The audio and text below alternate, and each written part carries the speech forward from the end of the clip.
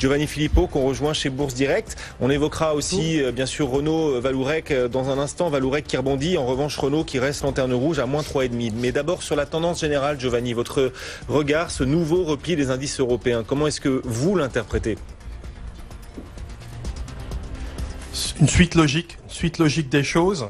Bon, je ne vais pas revenir dessus, mais pendant 9 mois, on a longuement analysé la situation, phase de distribution, en partie haute de cycle, égale correction, ce qu'on a eu en octobre. Donc pour l'instant, ça suit son cours et on pourrait doubler la mise, que ça ne me surprendrait qu'à moitié. Donc pour l'instant, rien ne permet d'envisager la fin du cycle correctif activé en octobre. On tente de garder une marge avec un seuil sensible de moyen terme situé à 4802 sur le futur décembre. À noter que 4895 est un support de long terme très important sur le cash. Voilà, sur le fond, la dernière clôture mensuelle des contrats dérivés n'aura pas donné lieu à des prises de position ni à des mouvements particuliers, si ce n'est que la compensation, en revanche, s'est réalisée à 5007,30, c'est la plus basse de l'année. Signe caractéristique donc de fébrilité, d'autant plus que les prix restent durablement sous les moyennes mobiles à 20 mois et 100 semaines, situés respectivement à 5148 et à 5068 sur le futur décembre. Donc il faudra à minima repasser ces niveaux pour voir éventuellement une amélioration.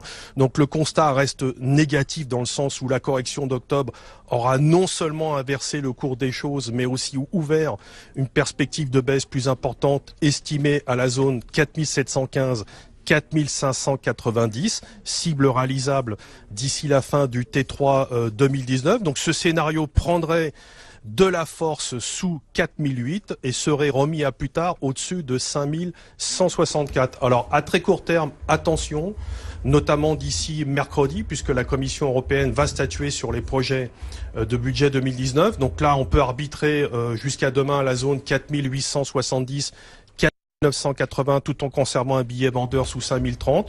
Je garde toujours dans l'idée de revenir à l'achat sur zone 4008, 4715, car d'un point de vue technique et d'un point bas, je crois possible une reprise de fin d'année sur fond notamment, et c'est là ce qui est un peu paradoxal, de desserrement monétaire.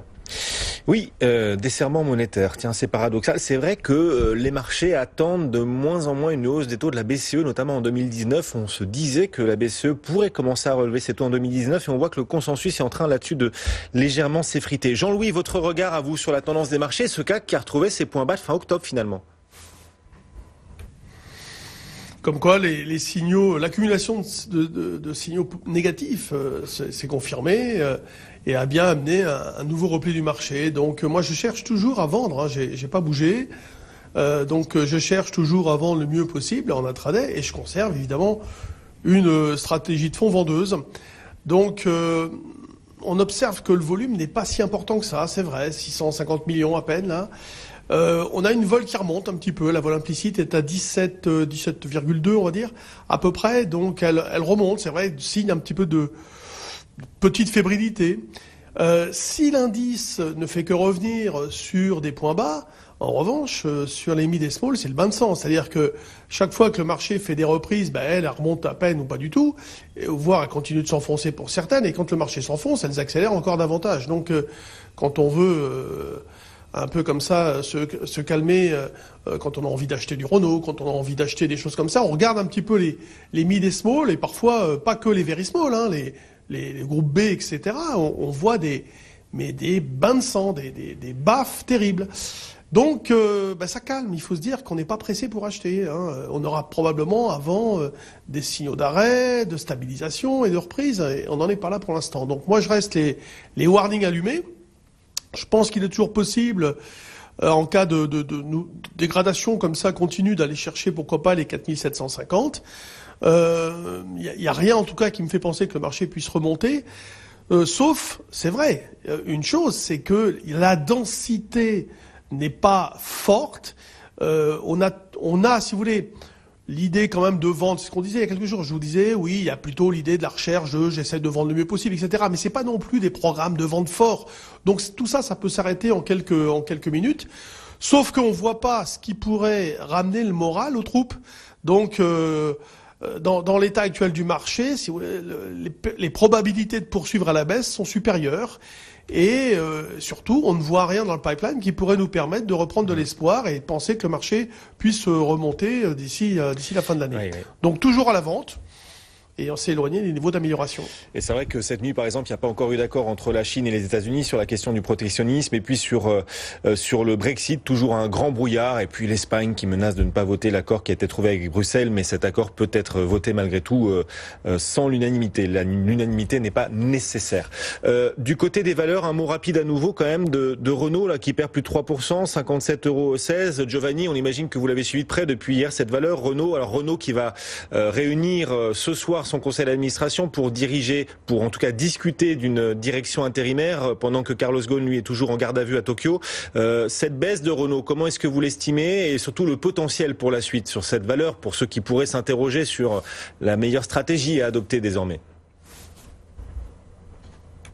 Au-delà du problème que soulève l'éviction de Carlos Ghosn, moi j'étais plutôt défavorable au niveau du secteur pour des questions, je dirais, de croissance économique. Donc déjà on était plutôt à l'écart sur le secteur vis-à-vis de nos clients. Après, sur ce qui se passe, moi je pense qu'il faut attendre un petit peu de voir comment les choses évoluent. D'un point de vue technique, elle est certes en haut des performances négatives aujourd'hui. On est venu titiller ce matin, à mon sens, un point relativement important à 56,20. Je crois qu'on a fait 56,22 au plus bas. Vous me corrigerez éventuellement. Voilà, il faut surtout pas casser ce niveau-là. Ça serait un double signal de vente, si je puis dire, après la sanction de ces dernières heures. Et ça ouvrirait surtout une perspective de baisse supplémentaire de l'ordre de 11%, c'est-à-dire pour cibler en gros la zone des 49,60. Donc, surtout pas tenter d'achat pour l'instant, de voir un petit peu comment les choses vont évoluer. Mais de toute façon, sur le fond, le secteur automobile est pour moi un secteur sur lequel il faut rester à l'écart pour l'instant. Merci à tous les deux. Giovanni Philippot, Bourse Direct, Jean-Louis Cussac qui nous accompagnait depuis Perceval Finance CAC. Donc à nouveau en baisse pour la 5e séance d'affilée, Cédric.